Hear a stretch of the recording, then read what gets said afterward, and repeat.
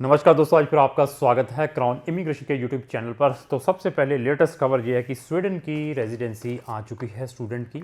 ये साथ में लगी हुई है, इस टाइप की रेजिडेंसी आती है जहाँ पे वीज़ा स्टैंपिंग नहीं होता। ये लेटेस्ट हमारी रेजिडेंसी आई है। प्रोफाइल बच्चे ने एमसीए किया हुआ था पीटीयू से, और बच्चे की इंटरव्यू भी आई थी एम्बेसी के अंदर, तब भी उसने अपनी रेजिडेंसी ये गेन की है। अभी इंटरव्यू आने के बाद जो चांसेस रहते हैं वीज़ा के स्वीडन के, वो 50-50 रहते हैं, क्योंकि इंटरव्यू के अंदर जो वीज़ा ऑफिसर है जिसने इंटरव्यू लेनी है, उसने अपना सारा फीडबैक वहाँ की इमिग्रेशन अथॉरिटी को भेजनी होती है। तो उससे वो इंटेंशंस चेक करते हैं कि क्या ये बच्चा सीरियसली वहाँ पर हायर स्टडीज़ के लिए है या वहाँ सिर्फ टाइम पास करने के लिए एज ए ट्रांजिट यूज़ कर रहा है स्वीडन को। तो वो इंटेंशंस फिर इंटरव्यू में क्लियर होती हैं।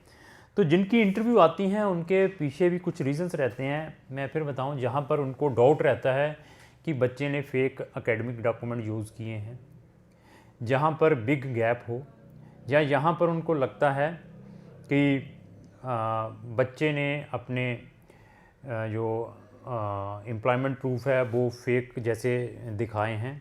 जहाँ ऐसी कुछ यूनिवर्सिटीज़ हैं जहाँ पर उनको डाउट होता है, जिसके अंदर पीटीयू भी एक ऐसी यूनिवर्सिटी है, पंजाब टेक्निकल यूनिवर्सिटी। इन वाले बच्चों के they are taking maximum interview. जो मेरे पास डाटा पिछले 1-2 साल का है, मैंने बहुत सारी पिछली वीडियोस में बताया था कि स्वीडन ने पिछले जो साल के रिज़ल्ट रहे हैं, पिछले 1 साल का कोविड का, उसमें बहुत ही निग्लिजिबल रहे हैं। स्पेशली जो जेन इनटेक उनका गया था 2021 का, उसमें तो बहुत सारी रिजेक्शंस आई थी, एक ही बच्चे को वीज़ा मिल पाया था।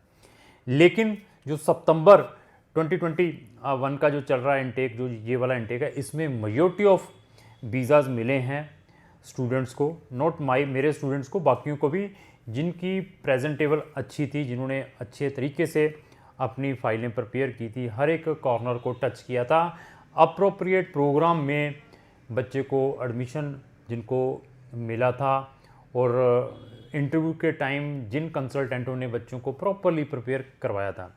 अभी हमारे पिछली टाइम भी बच्चों को जितने भी डाले थे सबकी इंटरव्यू आई थी, इस बार भी इंटरव्यू आई है, उससे पहले भी कुछ बच्चों की 1-2 की इंटरव्यूज़ आई थी।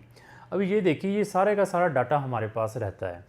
मैं हर एक बच्चे की जिसकी भी इंटरव्यू आती है, इंटरव्यू के बाद मैं उससे डेफिनेटली उससे क्वेश्चन एरिया जरूर ले लेता हूँ कि आपसे क्या क्या पूछा गया था। वो क्यों लेते हैं, हमारे पास डाटा सारा सेव रहता है, ताकि जो हमारा प्रोस्पेक्टिव स्टूडेंट्स किसी भी कंट्री के लिए अप्लाई करें, नॉट इन स्वीडन, तो हम इस टाइप के प्रिकॉशंस लें, उसको हर एक चीज़ के बारे में बताएं कि आपका क्या क्या क्वेश्चनिंग होगी आपकी प्रोफाइल के अकॉर्डिंग, क्योंकि प्रोफाइल के डिपेंड है हर एक चीज़। बैंक स्टेटमेंट है फेक लगाई हुई, क्योंकि फेक एक बड़ा स्कैम निकला था स्वीडन के अंदर भी, लोगों ने फेक डिग्रियां लगाकर भी वीज़ा लेने की कोशिश की है।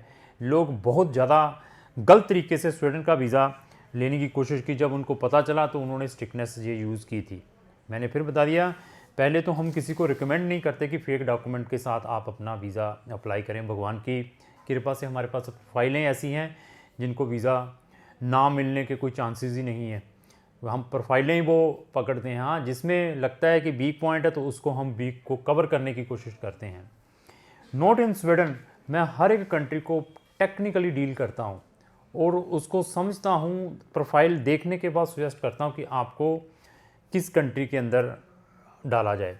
अभी मेरे पास कोविड के कारण मेरे पास ही नहीं, हर एक कंसल्टेंट के पास 1-1, 1.5, 2-2 साल से केसेस चल रहे हैं, क्योंकि कोविड के कारण कुछ बच्चे फ्लाई नहीं कर पाए कि इन्होंने डेफर करा दिया, डेफर के बाद अभी नेक्स्ट इनटेक में एडमिशन नहीं आया। ऐसे केसेस भी हैं, मेरे पास भी 5-7 केसेस है। ये भी एक ऐसा ही केस है, स्वीडन का बेचारी मेरे साथ 1.5 या 2 साल से डील कर रही थी, पर मुझे मालूम था कि इसका वीज़ा आएगा, क्योंकि हमें कॉन्फिडेंस है कि बच्चा कैसा है।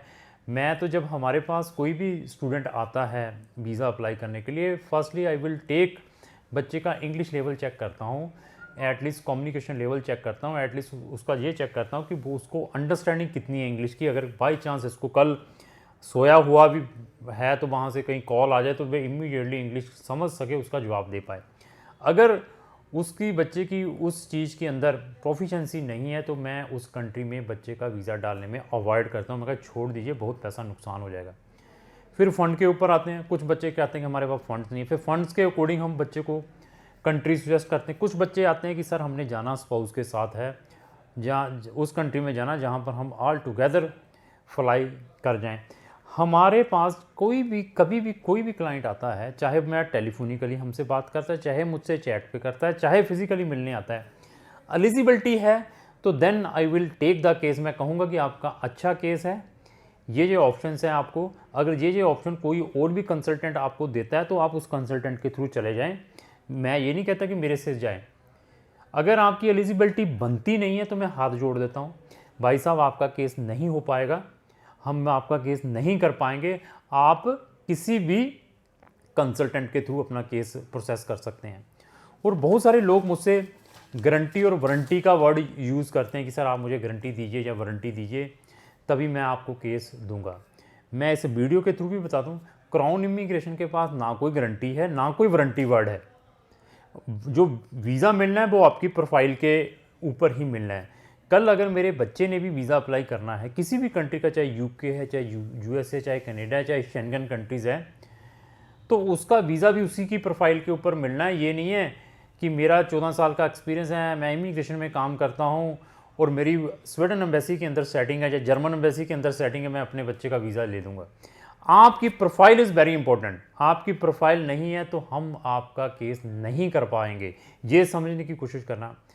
और साथ में बता दूं, हमारी कंपनी कभी भी ऐसी कोई भी बैड इंटेंशंस नहीं है कि मैं गलत बोलकर आपसे अपने रजिस्ट्रेशन के पैसे ले लूं कि दे दीजिए मुझे।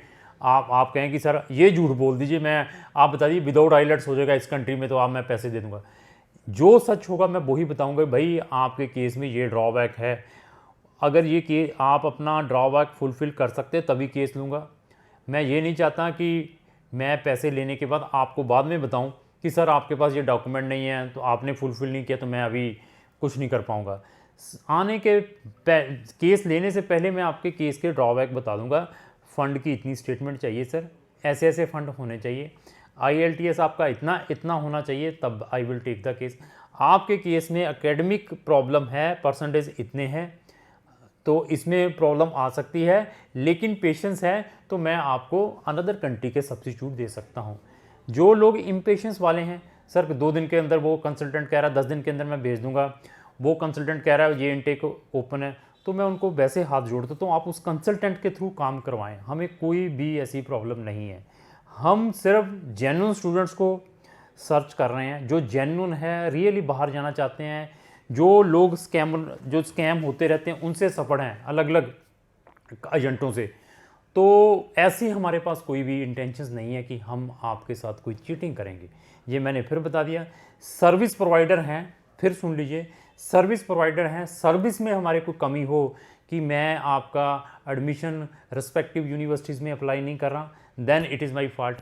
हाँ, वहाँ से एडमिशन रिजेक्ट होकर आ जाए उसमें तो मैं कुछ नहीं कर पाऊँगा। आपका वीज़ा रिफ्यूज़ होकर आ गए उसमें भी मैं कुछ नहीं कर पाऊँगा, लेकिन पेशेंस है, सब्स्टिट्यूट दे सकता हूँ कि अभी आपके केस में क्या हो सकता है।